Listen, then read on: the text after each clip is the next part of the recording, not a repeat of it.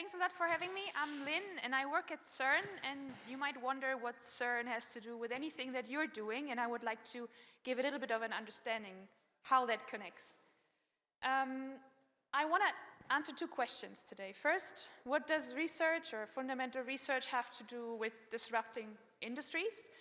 And then the second one, how can we improve the collaboration between research institutes and industry? And I'm going to start with giving you a little bit of an introduction of what we do. So CERN is a very, very big research organization on the border between France and Switzerland. And what you can see on the picture there is the Alps in the background, the Geneva Lake in the middle, and here in the center you have the Large Hadron Collider, or a picture of that. A circle represents the Large Hadron Collider, which is the biggest experiment in the world, actually.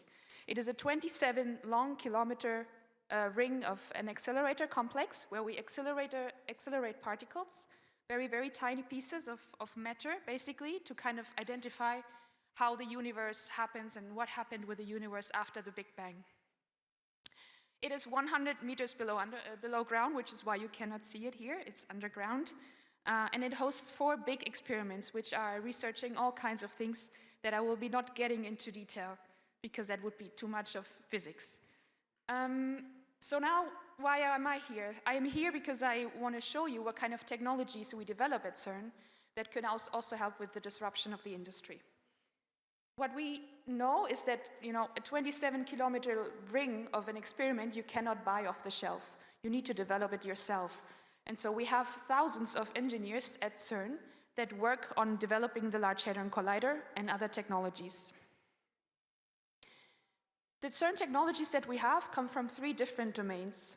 We have detectors, where you can actually see a person. This is the size of a person down there, so they are huge installments of microelectronics. We have accelerators, the one in the middle, where we accelerate particles, but we don't only accelerate them. It's a little bit of a word that spans much more than just accelerating. And we have computing technologies. Talking a bit about the detectors that we have at CERN, we have 9 different detector systems at CERN, and one of them is the Atlas experiment, which is the biggest one, and you can actually see the size of the accelerator complex, of the detector complex in comparison to human beings there. It's huge systems. They host millions of sensors and very sensitive microelectronics, and it weighs 7,000 tons, which is the equivalent of the Eiffel Tower.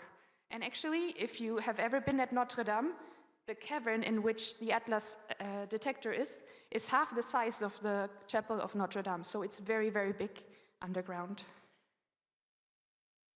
The second technology domain that I want to talk about is accelerators. Our accelerators, as I said, I want to see whether we can look at the video. No. This is a video that I found on our document server, which you can see a person riding with a bicycle around the 27 kilometers of the accelerator. The video is 50 minutes long. It gets quite boring at the end, but I wanted to show you. Unfortunately, it doesn't work, but it's quite funny, somebody just driving around it gives you a feeling of how big this actually is. And the particles travel there at a speed of light, and then they clash together, and then we identify or we research how they interact, the particles. And we have to cool the technologies down to a very, very low temperature in order to have a specific property of a magnet. They have to be superconducting in order to make them work well. We have very, very high vacuum in the systems, very, very fast acceleration processes through radio cavities, and many, many other things. And the third domain that I just wanted to briefly talk about is our digital knowledge or our digital management processes. So when I say that the particles collide, there are more than 600 million collisions every second of particles. And that produces more than 40 terabytes of data per second. Per second, it's a lot of data that we actually produce, and we cannot keep all of that data. So we have machine learning and AI systems that help in an instant to understand which data we want to keep and which data we actually throw away. And because this is a lot of data and we are collaborating with a lot of other research institutes, we have to have distributed data management and data analysis systems. So we're actually operating the world's largest computing grid in the world, which is defined by the world's largest.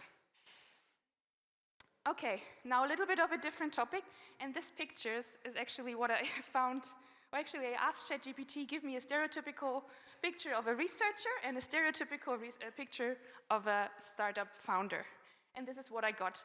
What I want to make you aware of is that why we have a lot of technology at CERN, there is quite a big of a cultural difference between researchers and founders or the startup world. And that is, for example, if we think about agile thinking, startups are very, very agile. We at CERN, we cannot be agile. We're very methodical. We have to be very perfect in everything that we do because we have quite critical systems that if they are broken, we have months and years even to have to repair them. And one of the biggest, I think, it's one of the biggest differences in cultures is the time horizon, right? If you build a product, a hardware product, for example, and you want to bring it to the market, that can take from 6 months, when it's a simple product, to up to 5 years maybe, and that's a long time horizon, right? At CERN, we work at a bit of a different time scale. So right now, we're evaluating whether we want to build a new accelerator complex, which is 100 kilometers in circumference, and that we're researching right now, and we see whether we will be able to build it soon, but it will only be running at the highest energies in 2070. That is almost 50 years from now. So it's a bit tricky to kind of fit those two timescales together to give the technologies to industries. And this is why at CERN we have developed a startup program that helps startups to work with CERN technologies in a specific way. What we do is we create a network of partners and we give access to technologies that are already readily available at CERN. These are the two key resources that we give. Within the CERN Venture Connect program, we try to give access to very, very unique technologies that we have, and we give a strong network of partners that can, for example, give funding. It can help ventures to go to an accelerator program. We can give legal support. We can give lab spaces. All of this within the program that we offer. Within the part of technologies, we have 7 technologies right now in our portfolio, which are quite high in technology readiness. We have prototypes that the startups can use, and we have standard agreements that we do with the startups that they can very, very quickly access the technologies. In terms of partners, we have over 40 partners now, all over the globe. I think it's in 15 different member states of CERN, where our startups that join our program can go to venture capitalists to ask for funding, go to accelerators to kind of further develop their idea, and many other resources that we try to give because we know that startups not only need technology, they also need other support. One example is one startup that was founded by a CERN alumni, which is called LightEye. He was working with a single frequency laser at CERN and would like to use that, for example, for airplane safety right now. So he's developing a technology, a LiDAR system that you can put on a plane that helps you to detect fluctuations or turbulences which you cannot detect above the clouds, basically, so in clean air, basically. Our systems are super light, are super cheap in comparison because it has quite a simple operation principle. And this is why it definitely helps for them to work with this technology rather than what is already out there. And it helps to overcome some challenges that the industry currently has, particularly because of climate change. Then we have another example. That's my last example. Infocal. Infocal is a Dutch startup which uses one of our other laser technology, the structured laser beam, in order to mark products. So when you have, for example, I don't see any here, but any kind of Coke bottle, for example, Coca-Cola bottle, the labels that you have, they have to be printed on kind of a machine which is straight, and it's printed with laser or inkjet printers.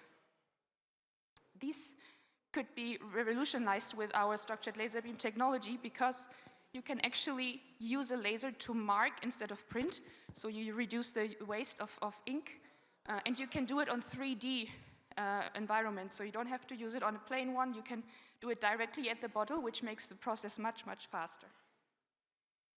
These are just 2 examples. I think the 2 key takeaways that I would like you to have is, first, research industry or the research organizations are able to bring to the disruption very, very unique technologies.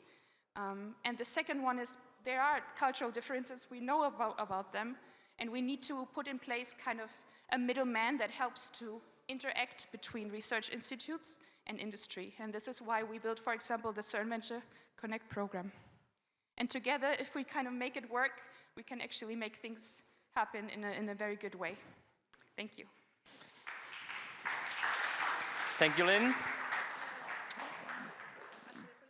Do we have any questions? Any questions for CERN?